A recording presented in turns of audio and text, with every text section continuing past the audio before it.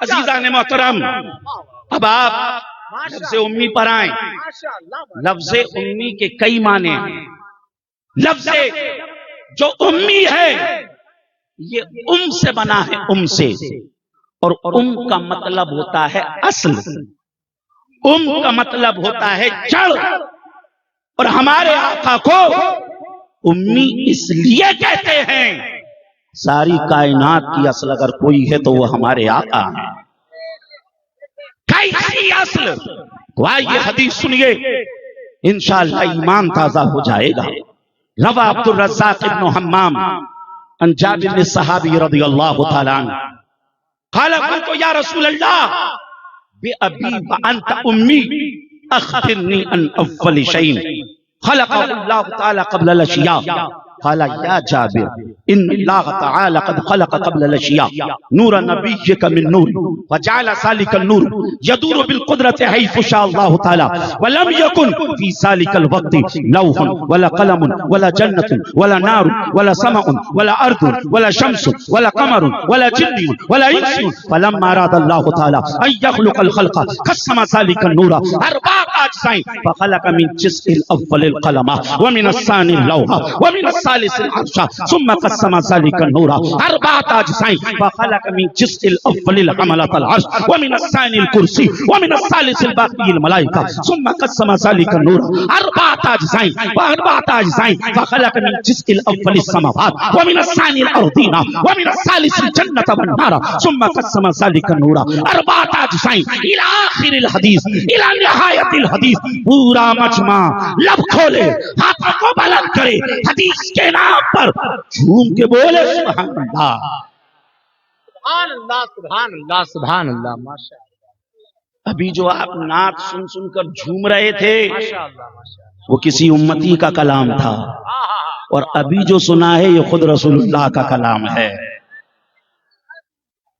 آپ نے نہیں سمجھا لیکن دل میں ٹھنڈک محسوس ہوئی ہوگی کہ یہ وہ الفاظ، وہ کلمات، وہ تعبیرات جو ہمارے سرکار کی زبان اقدس سے نکلے، محدثین کے وسیلے سے ہم تک پہنچے۔ 1400 سال کے بعد مدنگیر میں جب آپ نے اس حدیث کو سنا آپ کا دل جھوما۔ بتاؤ 1400 سال پہلے جب اس حدیث کو صحابہ نے سنا ہوگا ان کا دل کس طریقے سے جھوما ہوگا۔ دیکھیے حدیث شروع کہاں سے ہو رہی ہے، انداز دیکھیے۔ حضرت جابر کہتے ہیں بے ابی وانتا امی، یا رسول اللہ میں اپنی ماں سے بڑی محبت کرتا ہوں، سرکار میں اپنے باپ سے بھی بڑی محبت کرتا ہوں، مگر یا رسول اللہ میرا باپ بھی آپ پر قربان ہو اور میری ماں بھی آپ پر قربان ہو۔ یا رسول اللہ علیہ الصلوۃ والسلام، سرکار یہ بتائیے اللہ نے سب سے پہلے کس چیز کو پیدا کیا؟ آقا کریم نے ارشاد فرمایا جابر اللہ نے سب سے پہلے تیرے نبی کے نور کو پیدا فرمایا۔ جابر اس وقت کچھ نہیں تھا، بنانے والے خدا کی ذات تھی، بننے والے مصطفیٰ کی ذات تھی۔ اور جابر، اب اتنا وقت نہیں پوری حدیث کا ترجمہ کروں، آگے سرکار نے جو فرمایا اس کا خلاصہ یہ ہے جابر پھر اللہ نے ساری کائنات کو میرے نور سے پیدا فرمایا، اور یہ جو قلم ہے اس قلم کو بھی اللہ نے میرے نور سے پیدا فرمایا۔ جو لوگ کہتے ہیں نا کہ نبی صلی اللہ علیہ وسلم کو لکھنا نہیں آتا تھا، ان کو پڑھنا نہیں آتا تھا، وہ ترمذی کی اس روایت کو سنیں۔ حضرت عبادہ بن صامت سے مروی ہے، اللہ نے جب قلم کو پیدا کر دیا تو قلم سے کہا اے قلم اکتب، قلم لکھ۔ قلم نے کہا ما اکتب، مولا کیا لکھوں؟ اللہ نے فرمایا اکتب القدر ما کان وما هو کائن الی الابد، او کما قال النبی صلی اللہ علیہ وسلم۔ اللہ نے فرمایا اے قلم لکھ، جو کچھ ہو گیا اسے بھی اور جو کچھ ہونے والا ہے اسے بھی۔ اب قلم چلا، قلم نے لکھ دیا جو کچھ ہو گیا اسے بھی اور جو کچھ ہونے والا ہے اسے بھی۔ بلند آواز سے بولیے اور جی لگا کر بولیے سبحان اللہ۔ اب اگلی بات جب بولوں گا نا انشاءاللہ تعالیٰ دل جھوم جائے گا. یہ جو قلم ہے سرکار کے نور سے پیدا کیا گیا. اس کا علم جانتے ہیں؟ اللہ نے اس قلم کو اتنا علم دیا کہ یہ قلم جانتا ہے جو کچھ ہو گیا اسے بھی، اور یہ قلم جانتا ہے اسے بھی جو کچھ ہونے والا ہے اسے بھی. ارے جب قلم کے علم کا یہ عالم ہے تو بتاؤ نبی کے علم کا عالم کیا ہوگا. اعلیٰ حضرت نے اسی کو تو کہا اور کوئی غیب کیا تم سے نہیں ہو بھلا، اور کوئی غیب کیا تم سے نہیں ہو بھلا، جب نہ خدا ہی چھپا تم پہ کروڑوں درود. عزیزان محترم، ام کا مطلب ہے اصل، امی کا مطلب یعنی ہمارے آقا صلی اللہ علیہ وسلم اس کائنات کی اصل ہے. اعلیٰ حضرت نے اس کو بھی اپنے انداز میں کہا. اعلیٰ حضرت نے کہا وہ جو نہ تھے تو کچھ نہ تھا، وہ جو نہ ہو تو کچھ نہ ہو. ارے جان ہے وہ جہان کی، جان ہے تو جہان ہے. کیا بات ہے، واہ واہ، سبحان اللہ سبحان اللہ. اور آگے سنیے، ماشاء اللہ. ام کا دوسرا مطلب ہوتا ہے، امی کا دوسرا مطلب ہوتا ہے جو مکہ میں رہے، کیونکہ مکہ کا ایک نام ام القریٰ بھی ہے. جی تو ام القریٰ میں جو بھی رہے وہ امی، تو اس نسبت سے ہمارے آقا صلی اللہ علیہ وسلم امی. ایک میننگ یہ بھی ہو گیا. جی. اور امی کا ایک میننگ یہ بھی ہے کہ جو لکھنا نہ جانتا ہو، جو پڑھنا نہ جانتا ہو. لیکن یہ ترجمہ اس وقت کیا جائے گا جب اس کی نسبت کسی اور کی طرف کی جائے. لیکن جب سرکار کی طرف کی جائے تو پھر ترجمہ ہوگا جس کا دنیا میں اللہ کے سوا کوئی استاذ نہ ہو. جس کا دنیا میں اللہ کے سوا کوئی استاذ نہ ہو. یعنی کلمہ ایک ہی ہے، اگر نسبت کسی دوسری کی طرف کر دی جائے تو میننگ الگ، اور کسی دوسرے لفظ کی طرف کر دی جائے تو میننگ الگ. اس کو ہم اس طریقے سے سمجھیں. حالت روزہ میں بتائیے کوئی اگر کھا لے کوئی چیز تو روزہ ٹوٹے گا کہ نہیں ٹوٹے گا؟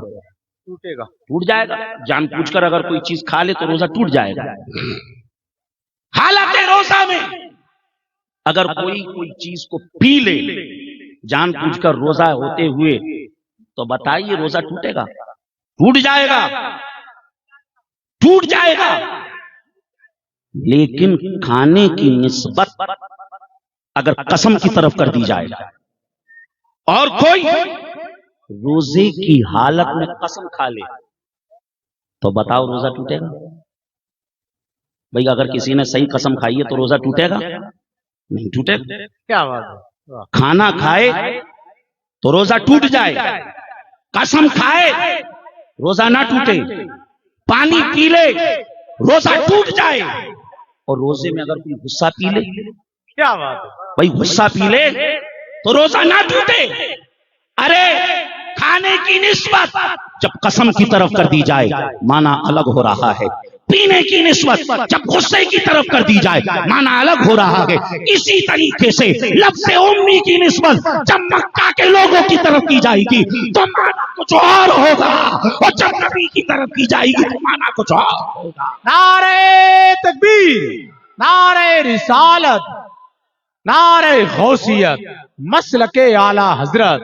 سبحان اللہ. اور شفا شریف میں قاضی آپ نے لکھا کہ لفظ امی عام آدمی کے لیے بولا جائے تو یہ اس کے لیے عیب ہے، اور لفظ امی جب رسول اللہ کے لیے بولا جائے تو یہ ان کا معجزہ ہے، یہ ان کا معجزہ ہے. ایک ہی لفظ لیکن میننگ دو. اس کو پھر قرآن سے سمجھیں. ہمارے ناظر رضا صاحب بیٹھے، اگر میں نے کہہ دوں ناظر رضا صاحب آپ بڑے متکبر تو بتائیے میں نے ان کی تعریف کی کہ بتائیے. میں اگر کہوں کہ ناظر رضا صاحب آپ بڑے متکبر ہو تو ہم نے ان کی انسلٹ کی. بھائی ان کے لیے کیا کسی کے لیے بھی اگر ہم نے کہہ دیا متکبر ہو تم تو آدمی برا مان جائے گا، مانے گا نا؟ جی مانے گا. ارے بھیا سمجھ رہے ہیں؟ سو گئے کیا؟ جی لگا کر بولو، محبتوں سے بولو، اور دل کی گہرائیوں سے بولو، اور مچل کر بولو. مطلب ہے کہ تمہیں گھمنڈ بہت ہے. آپ ہاں، تکبر کا مطلب گھمنڈ. سمجھ نہیں پا رہے. اچھا نہیں، اتنا تو جانتے ہی ہیں بھائی، دلی میں رہ رہے ہیں، 10 سال سے ہماری تقریریں بھی سن رہے ہیں، ٹھیک ہے نا؟ تو متکبر اگر ناصر رضا صاحب کے لیے بول دیا جائے تو انسان، ان کی انسان. لیکن یہی لفظ جب اللہ کے لیے بولا جائے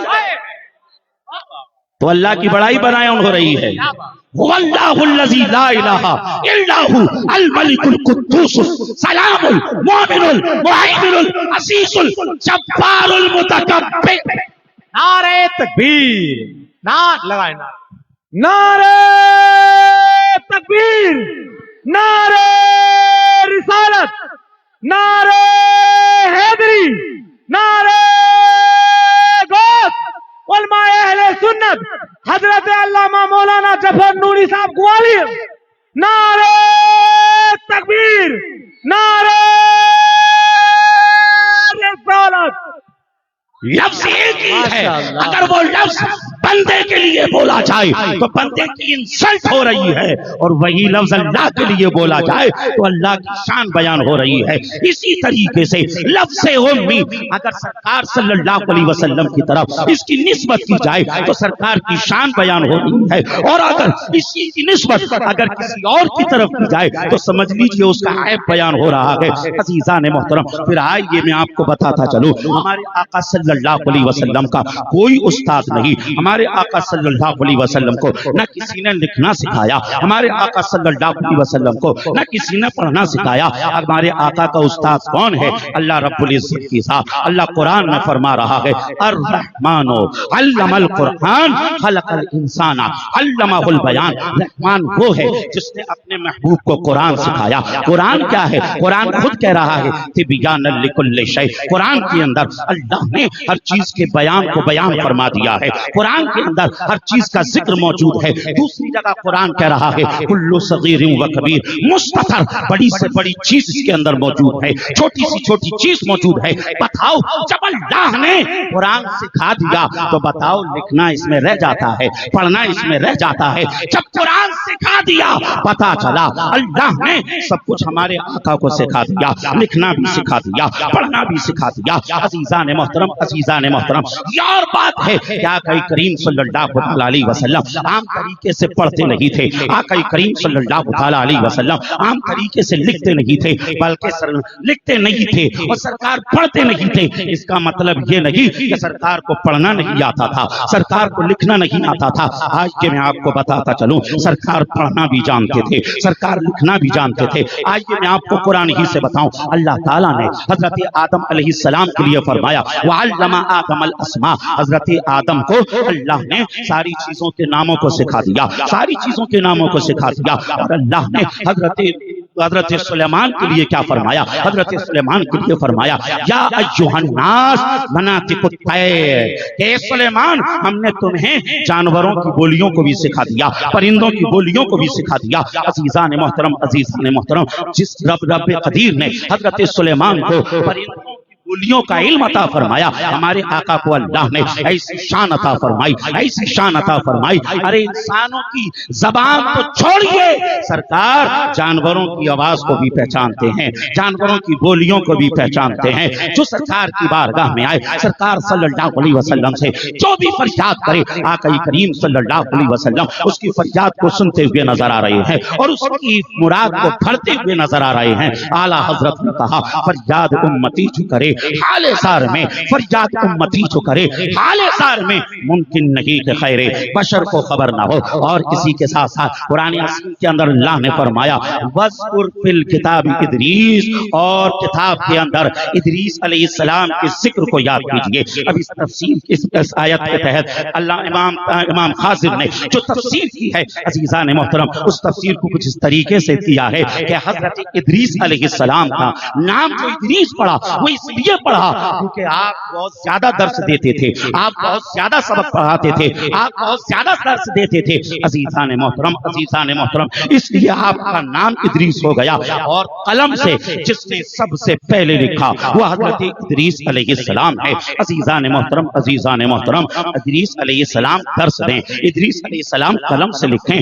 اللہ تعالیٰ نے ہمارے آقا صلی اللہ علیہ وسلم کو لکھنا نہیں سکھایا ہوگا، ہمارے آقا کو پڑھنا نہیں سکھایا ہوگا، ہماری عقیدت کہتی ہے، ہماری محبت کہتی ہے، ہمارا عقیدہ بھی کہتا ہے، جو جو فضیلتیں اللہ نے سب نبیوں کو عطا فرمائی وہ فضیلتیں اللہ نے ہمارے آقا کو بھی عطا فرمائی۔ کیسے؟ آدم کی صفوفیت لیجئے، نوح کی شجاعت لیجئے، دانیال کی محبت کو لیجئے، داؤد کی خلافت کو لیجئے، ابراہیم کی خلت لیجئے، اسماعیل کی قربانی لیجئے، موسیٰ کا جلال لیجئے، یوسف کا جمال لیجئے، عیسیٰ کا کمال لیجئے، گلشن ہستی کے تمام گلوں کو ایک جگہ رکھ دیجئے، اس پہ رنگ بے مثالی پھیر دیجئے، محمد الرسول اللہ کی تصویر بنتی ہوئی نظر آئے گی، محمد الرسول اللہ کے جلوے آپ کو محسوس ہوتے ہوئے نظر آئیں گے۔ اسی لیے تو کسی عاشق نے کیا ہی خوب کہا، حسن یوسف دم عیسیٰ، حسن یوسف دم عیسیٰ، ید بیضا داری، آنچیں خوباں ہما دارن تو تنہا داری۔ واہ واہ واہ واہ، سبحان اللہ۔ تو ہمارے آقا صلی اللہ علیہ وسلم کو اللہ نے بے شمار خوبیاں عطا فرمائی۔ وَعَلَّمَكَ مَا لَمْ تَكُنْ تَعْلَمْ، اے حبیب جو کچھ نہیں جانتے تھے وہ ساری ساری چیزیں ہم نے تمہیں سکھا دی۔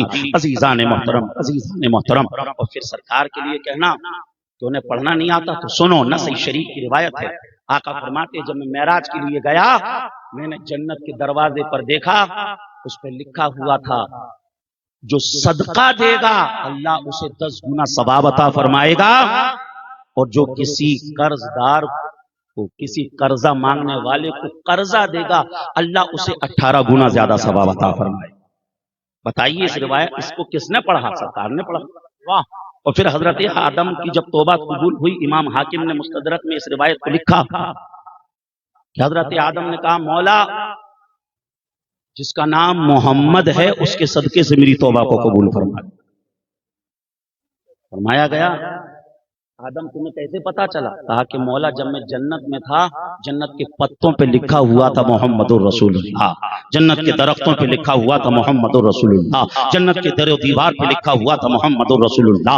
مولا میں سمجھ گیا جس کا نام تو نے اپنے نام کے ساتھ لکھا ہے وہ تیرے نزدیک بڑی عظمتوں والا ہوگا، وہ تیرے نزدیک بڑی رفتوں والا ہوگا، مولا اسی کے صدقے سے میری توبہ کو قبول فرما لے۔ اور اللہ نے حضرت آدم کی توبہ کو قبول فرما لیا۔ تو حضرت آدم کو کس نے پڑھنا سکھایا؟ حضرت آدم کو کس نے پڑھنا سکھایا؟ مجھے کہہ لینے دو، جس نے آدم کو پڑھنا سکھایا اسی نے رسول اللہ کو پڑھنا سکھایا۔ اور پھر کیا بات، لکھنا بھی جانتے تھے۔ 5 منٹ میں میری بات پوری ہو رہی ہے، جی لگا کر بول دیں سبحان اللہ، اور محبتوں سے بول دیں۔ اتنے تھکے تھکے کیوں بول رہے ہو؟ بلند آواز سے بولو سبحان اللہ، الحمدللہ، اللہ اکبر۔ اور سرکار لکھنا بھی جانتے تھے۔ صلح حدیبیہ حضرت علی رضی اللہ تعالیٰ نے معاہدہ لکھا اور اس میں نیچے لکھا تھا محمد الرسول اللہ۔ تو مشرکین نے کہا کہ لفظ رسول کو مٹاؤ، رسول اللہ کو مٹاؤ، کیونکہ اگر ہم آپ کو رسول مان لیتے تو پھر تو کوئی جھگڑا ہی نہیں تھا، کہ سارا معاملہ تو اسی کا ہے۔ اللہ کے نبی صلی اللہ علیہ وسلم نے حضرت علی سے فرمایا علی رسول اللہ جو لکھا ہوا ہے اسے کاٹ۔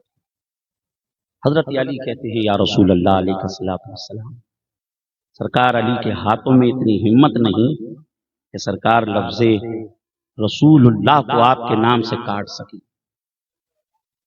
پھر سرکار صلی اللہ علیہ وسلم نے لیا ھذا ما صالح محمد بن عبداللہ، اللہ کے نبی صلی اللہ علیہ وسلم نے رسول اللہ کو کاٹ کر یہ عبارت کو تحریر کیا۔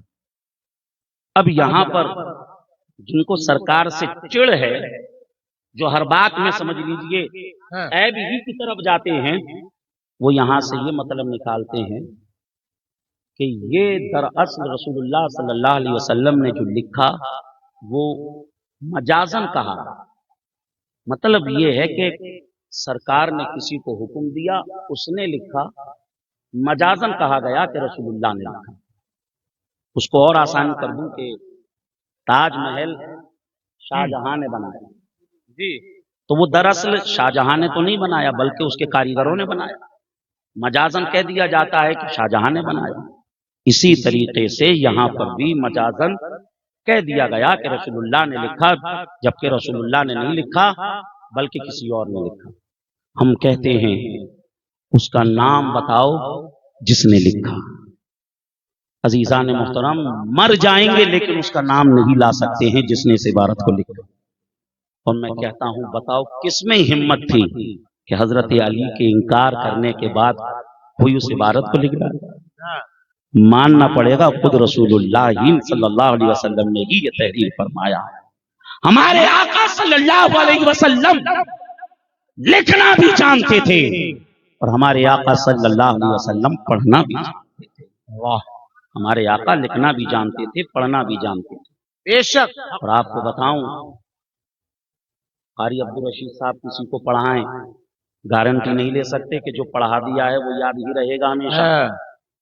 گارنٹی لے سکتے ہیں یا نہیں کہ میں نے اگر حفظ کرا دیا ہے تو مرتے دم تک نہیں بھولو گے؟ نہیں لے سکتے.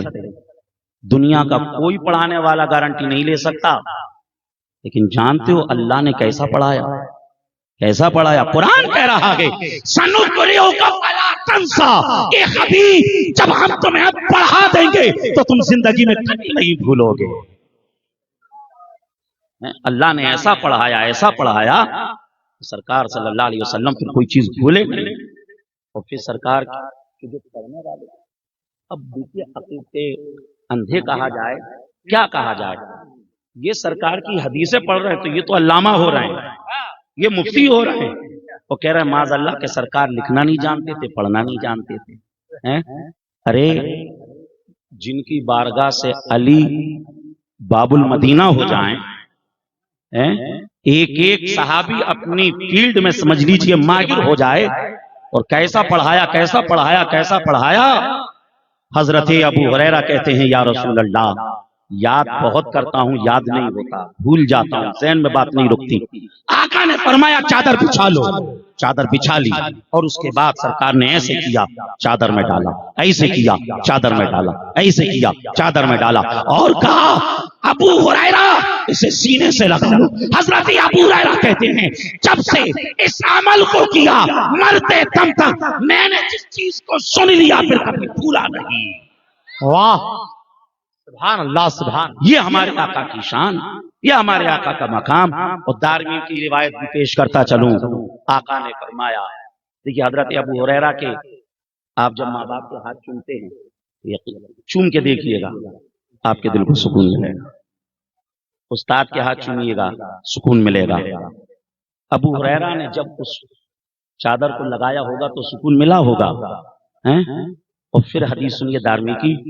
اللہ کے نبی صلی اللہ علیہ وسلم نے فرمایا جب میں نے رب کے جلووں کو دیکھ لیا نعرہ تکبیر نعرہ رسالت نعرہ غوثیت مسلک اعلی حضرت خطیب ہندوستان حضرت علامہ مفتی حماد صاحب قبلہ مراد آبادی نعرہ تکبیر نعرہ رسالت آ جانے دیجیے حضرت کو آ جانے دیجیے. آنے دیں حضرت کو. ماشاءاللہ مفتی حماد صاحب قبلہ تشریف لا رہے ہیں. بہت جلد حضرت کا خطاب ہوگا. بیٹھ جائیں بھائی. ارشاد اہل سنت راشد رضا مرکزی بھی ممبر رسول پر بیٹھ جائیے بس بیٹھ 2 جائیں. منٹ میں بات میری ہو رہی ہے. بہت اچھا حضرت.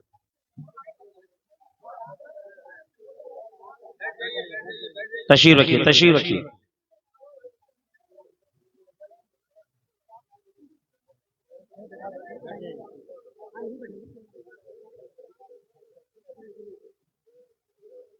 بیٹھ جائیے جلدی سے بیٹھ جائیے. جی لگا کر بولے سبحان اللہ. دیکھیے اب تو سارے مہمان آ چکے ہیں. بلند آواز سے بولیے ان کے چہروں کا دیدار کر کے سبحان اللہ الحمدللہ اللہ اکبر. عزیزان محترم ہمارے آقا صلی اللہ علیہ وسلم لکھنا بھی جانتے تھے پڑھنا بھی جانتے تھے. اور امی کا جو معنی بتایا جا رہا ہے نبی صلی اللہ علیہ وسلم کی طرف اس کی نسبت کرنا صحیح نہیں. اور آخر میں بس ایک بات کہہ کے میں اپنی بات کو پورا کر دیتا ہوں. اس ظالم نے کیا کہا کہ قرآن شریف میں بھی معاذ اللہ املے کی غلطیاں رہ گئیں.